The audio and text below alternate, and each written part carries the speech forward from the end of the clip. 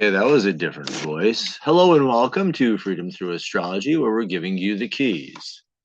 My apologies for this video being late. Saturday, my pipes froze in my house, which led to a very bad stress headache and migraine and life. freedomthroughastrology.com. My name is Donald Patak. I'm your astrologer. There's my contact information, standard YouTube copyright, and no, my content may not be used to train AI LLMs unless I'm appropriately compensated, which somebody did ask how much is that? And that is the personal net worth of your CEO, board of directors, presidents, and vice presidents. If they're not producing content for your company, neither should I. And anyways, back to astrology, the reason why we're here. The keys to the reading part one is I read constellation-based astrology, sometimes called true sidereal astrology, which is astrology by the visible sky. In ancient times, astrologers were also astronomers. Tropical astrology fixed the signs to seasons. I'm reading you where the planets actually are in the sky. And in following that, in the zodiac belt, that means there are actually 13 signs. The sign between Scorpio and Sagittarius is called a fucus. Its symbol is a person holding a snake by the head and tail.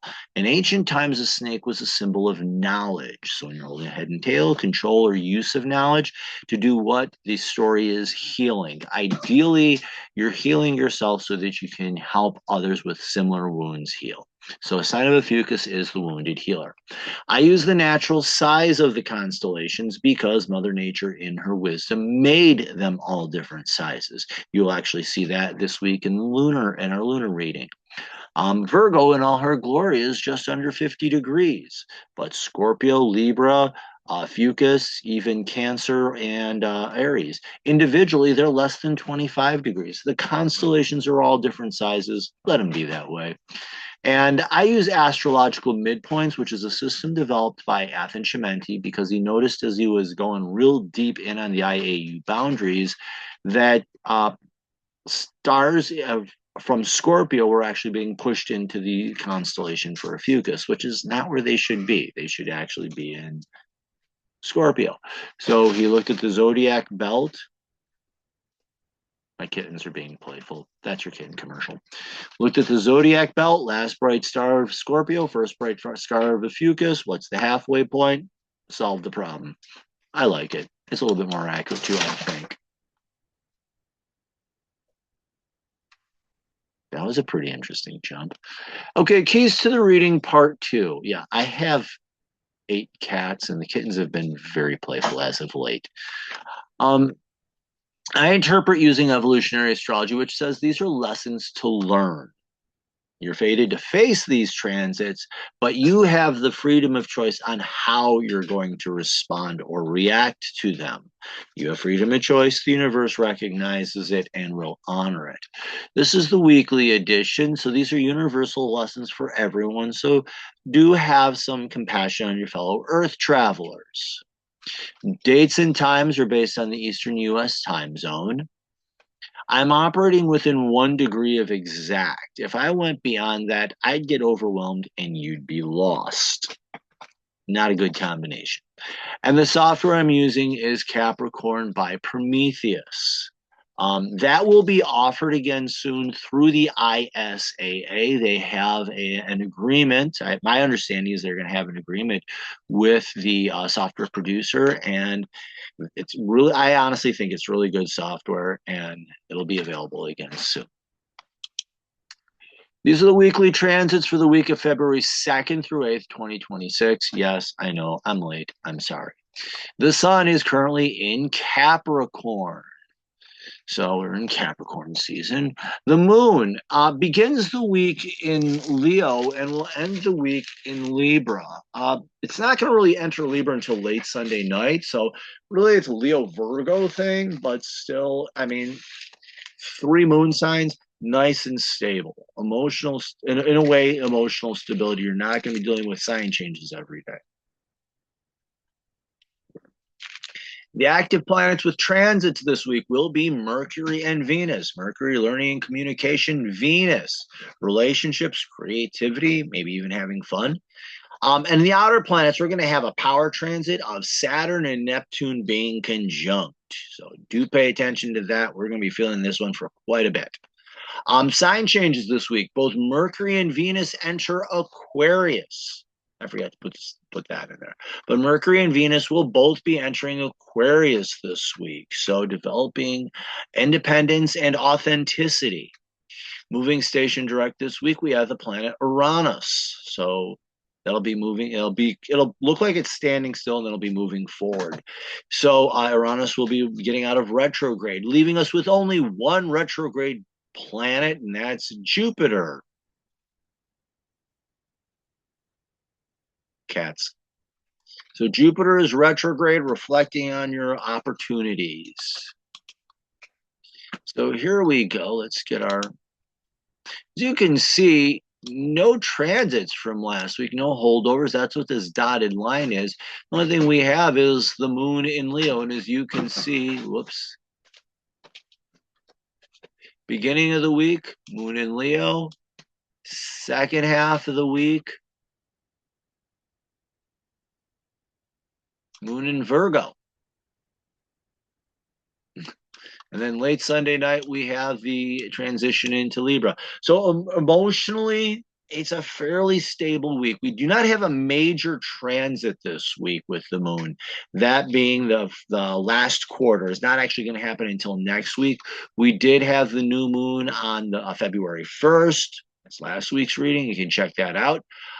But so there's no major moon transit. We do have what they call a semi-sesquiquadrate, which is a breakthrough. It could happen on Wednesday.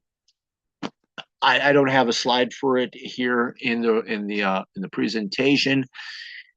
I might post on it. But as we look at our transits for the week, you can see the, where is it? Here we go. I'm just going to move my doodle tool here. There we go. You can see we have the two with Mercury and the two with Venus. And they're both aspecting Chiron and then the planet Uranus. So really this week has a very, with the transits into Aquarius and then that square to Uranus, it really has a bit of a Uranian, however you want to pronounce it, Aquarian theme. So kind of a loose theme for the week, I would say, would be independence and authenticity. And then late Saturday night or late Saturday afternoon, let's go. Late Saturday afternoon, but on Saturday, we have that transit of Saturn and Neptune starting. So that's going to be a transit that's going to be with us for quite some time, all of February and into early March.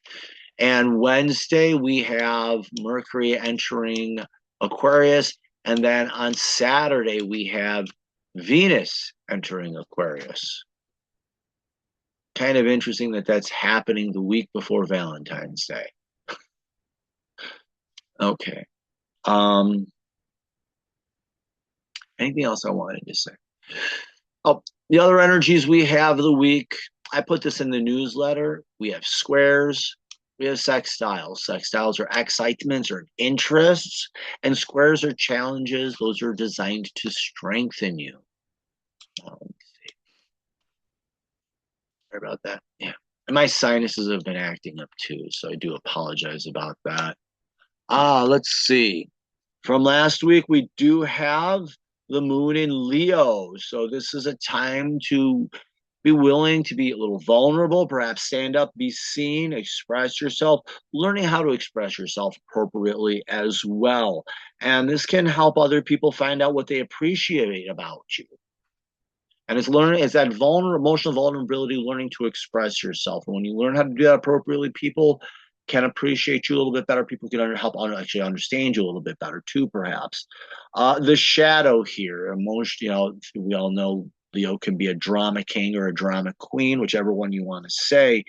That's playing to the crowd, trying to people please, meet other people's expectations, or trying to hide away. Think of the cowardly lion. One person is trying just to fit in anywhere, the other one's trying to hide away. Both are false projections, and you can actually lose people. From Monday, this is Monday into Tuesday, we have Mercury in Capricorn, Mercury finishing up that Capricorn transit, sextiling Chiron in Pisces. Like I said, sextile is an excitement or interest. Mercury in Capricorn, that's doing the work of learning, doing the work of learning how to communicate, how to think, learning how to learn. Um, Creating an excitement or an interest in Chiron and Pisces, healing and releasing wounds, or healing wounds, or learning to see the wounds from a higher perspective so you can heal them as well. So as you're doing the work of learning, this can lead to mental breakthroughs that create an interest in healing and releasing these wounds of the past. It's a bit of the healing journey, and it's healing your ability to learn and communicate. I think that's really important here. The shadow here, Mercury is the out of control mind. Not paying attention to anyone or anything that's going around you. It can create a sense of nervousness, and that can, instead of healing the wound, that can make it worse and fuel the injuries even more. So, running around in mental circles is intellectualizing things can lead to mental defensiveness, losing ability to wonder, and this can fuel a refusal to heal, deepen the wounds. You can even wound others unintentionally. And late Monday, we have Uranus moving station direct in Taurus. Should have mentioned this on the big chart. Forgot to. Again. So Uranus, where you learn independence and authenticity in Taurus, and finding the peace and strength that comes from that. And Taurus, I like to talk about Taurus being Ferdinand the Bull. Yeah, you do the work that you need to do, but you take time to calm down and relax. And that's that finding that inner strength, that inner peace, and that inner calm that comes when you learn to be your authentic self. And yeah, I think that's just, I'm going to leave it at that, because I think that's the message well. And the shadow here, the shadow of Uranus is literally living up to other people's expectations. In a way, you're giving your power away. You're giving your identity away. You're trying to fit in with some crowd. So you're fitting in with the suit. I call it the suits. The latest fashion trends, whatever. You're trying to fit in with that, and blend in, or you're trying to stick out like a sore thumb. I always use the example of that person who gets a mohawk and all the piercings. Everyone's like, oh, he's got mohawks and piercings. Big deal. Comes in the next day with it all fluorescent, because they're trying to get a reaction or spark a reaction from people. And quite honestly, either one of those is a Taurus. The shadow of Taurus is being lazy, or it can be the bull in a china shop. So you're giving away your identity because it's the easy way out, or you're just trying to wreck things, honestly. Tuesday, we have Venus in Capricorn, sextiling Chiron in Pisces. So this is the work of building and improving your relationships or your creativity and artistic skills. And in Venus, that is the classical arts, painting, drawing, etc. This is also things like music and instrumentation, singing, etc. So as you're working on your relationships or creativity, this can create the opportunity to heal and release wounds of the past, or even understand them. In either case, the ideal outcome will be healing. Hey, I didn't know I could sing like that or play that instrument. Wow, you're really good at it. Really getting better at it. And as you do that, it heals like the criticisms of the past. You can let them go. And it's like, who cares about the opinions of other people? Or even improving your relationships. Maybe you had a friendship go sour. You do the work on healing that, working on that relationship, and you heal it and you release it, and all comes out better, ideally. The shadow here is being slick, manipulative, or lazy, and the intent in there with Capricorn is control. Ruled by Saturn, it's about control and management, and it can lead actually trying to do that, trying to control others or control creativity, things like that. That can create a sense of nervousness, etc., which fuels wounding of yourself and others, or deepening the wounds. And your things come across, you can come across as being fake. The other thing is living in a fantasy, thinking that you can actually do that. And the wounds don't heal, they don't go away, they just get worse. You just don't pay attention to them. On Wednesday, Mercury enters Aquarius. Independent, two words here to describe this. You're learning to think and communicate independently.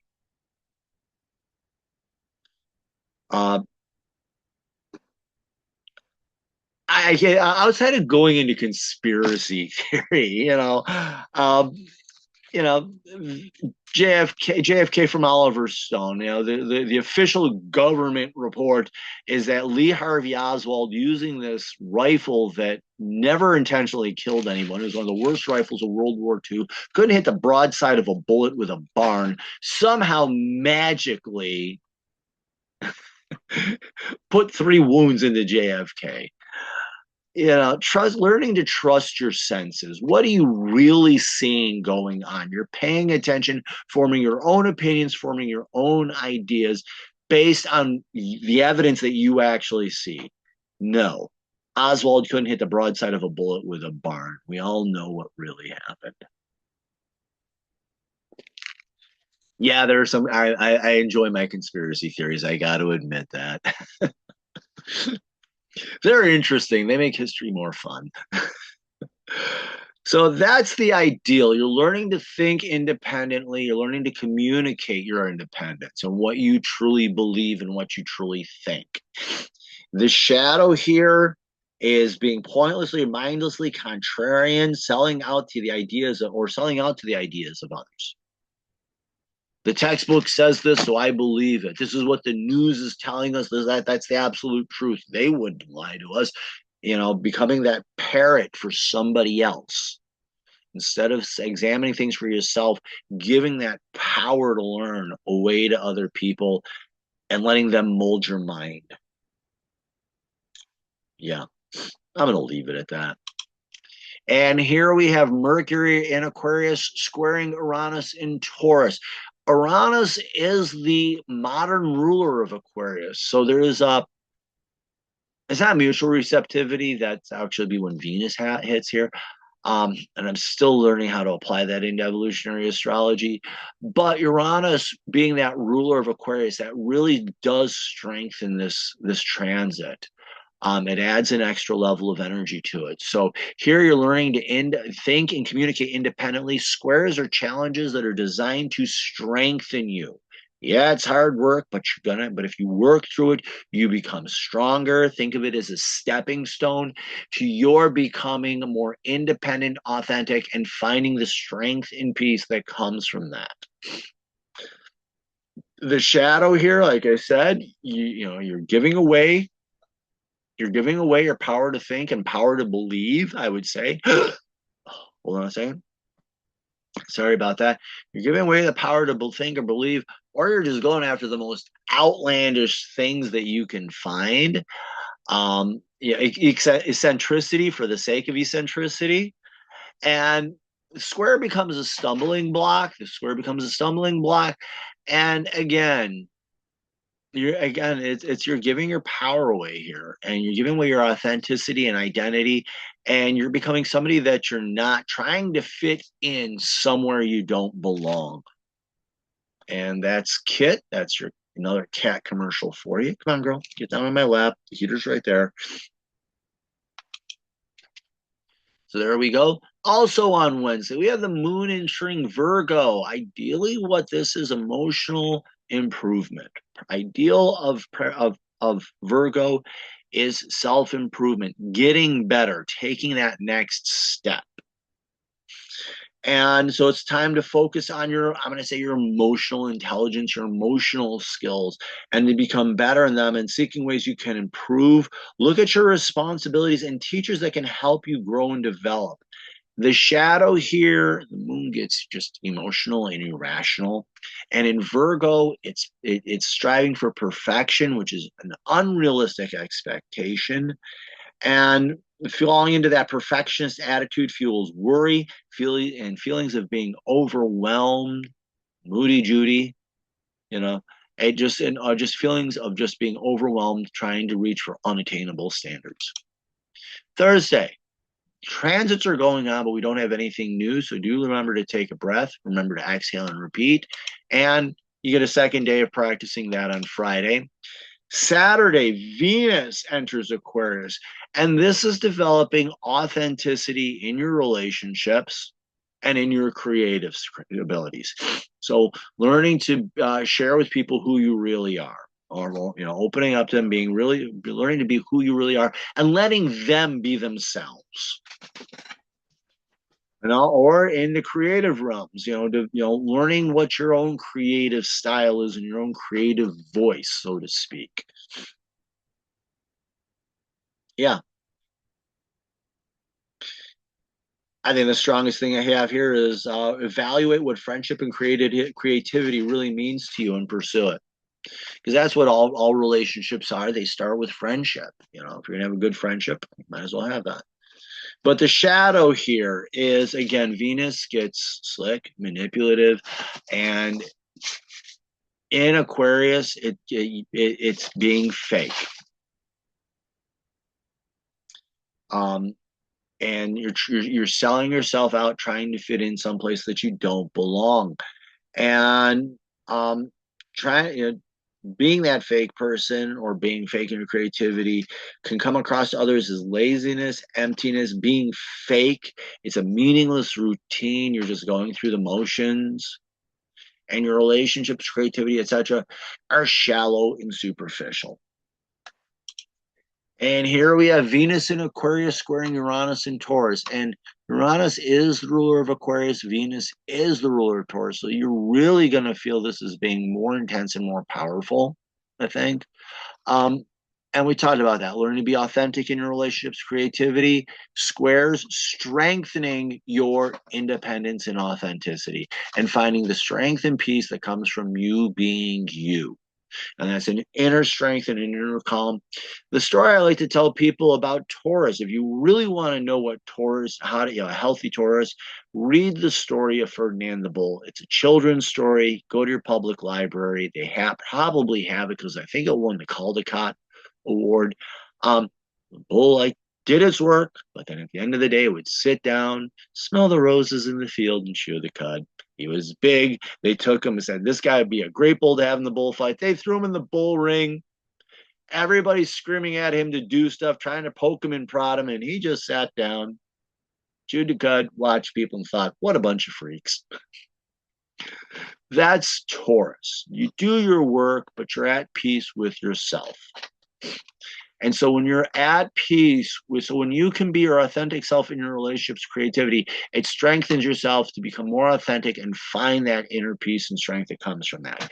The shadow being slick, lazy, manipulative, trying to fit in someplace that you don't belong, whether it's with the suits or whether it's acting out with some group of people you don't belong, that creates a stumbling block. And here you're not finding the inner peace and strength. You're actually lazy. You can be the bull in the china shop, acting out, destroying things. Yeah. And that can result in shallow and superficial relationships and becomes a block to people knowing the real you. It's also a block to discovering what's your true creativity. Individuality is lost to others' perceptions of you.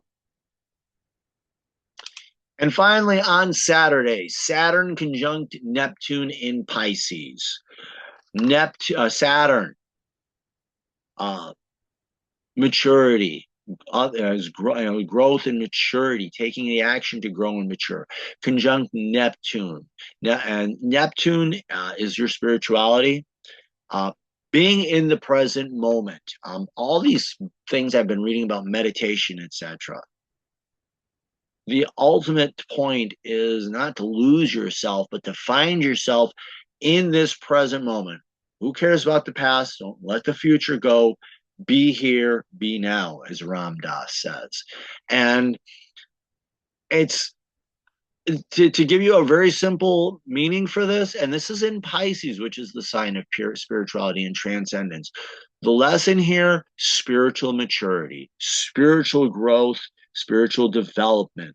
So do take the time to develop your and explore your spiritual belief system, explore the depths of what you believe, what your faith is, and how that you can develop this. And you got a long time, almost a month to do that, to explore this. The shadows falling into fear lead to spiritual laziness and predictable practices, and it just loses meaning. It just becomes mindless, empty, meaningless routine. There's also Saturn can be a control freak. So the other extreme, the other perception thing that I was reading, thinking about this and working on it, um, religious fundamentalism or denial of spirituality altogether. Those are my other shadows of it. So do be careful of that. And finally, on Sunday, the moon enters Libra. Take a breath and relax. Emotionally, just learn to let go for a minute. Open up to different perspectives and let life not make sense for a little bit. This will be Sunday into Monday. Learn to live and let go and go with the flow, sort of, so to speak.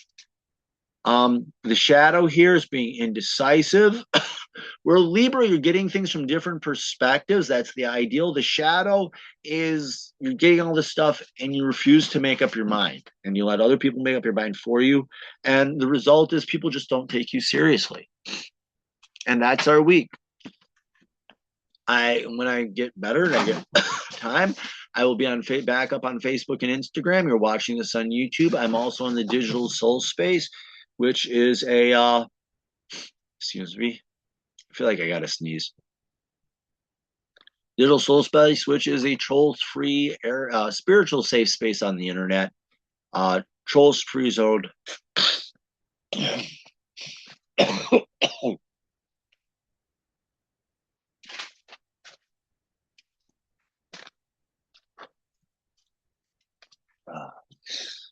Sorry about that. Oh, wow. It's been a week. And I'm on Facebook, Instagram, YouTube, Digital Soul Space, the troll-free spell zone of the internet, spiritual safe space. There's a free version. There's a paid version. Free version gets you access to just limited parts of it. Paid version, access to everything. I do astrology, but there's also crystals, tarot, all sorts of oracle card systems, wide variety of spiritual practices. Just an awesome place to go and hang out and ask questions and find answers, and people will share what they know. 4 great moderators to keep it being a troll-free zone. I do readings, and I do readings. If you want to see how your chart changes from tropical to true sidereal, quick 6, real easy 15-minute reading. Recording. I do birth chart or natal chart with it, which in evolutionary astrology is your birth contract. What am I here? Why am I here? That helps. The birth chart helps you understand it. Karmic chart or past life reading. The karma is if you're a previous lifetime, something bad happened, created trauma. You're re-experiencing an archetype that in this lifetime so you can heal it and release it. If you're a one and done, this is a special lesson you came to learn. I do horoscopes. That's why you're watching this. Any 1 year, 12 months in a row, any 3 months in a row, or any 1 month. And I do that from the 1 month can be from the first of the month to the last of the month. It can also be new moon to new moon. Probably similar things for the year and 12 and 3 months. And I do have packages that I offer for different levels. Like, follow, share. Do sign up for the newsletter. If you go to my website, you get a pop-up. All I need is an email address for a once-a-week newsletter. You get this information first. Sorry, I'm just getting over a cold, and I'm still not 100% from this weekend. But do like, follow, share. Sign up for the newsletter. And remember, in the visible sky, your life changes. I apologize for this being late. I hope you have the best week possible. Thank you.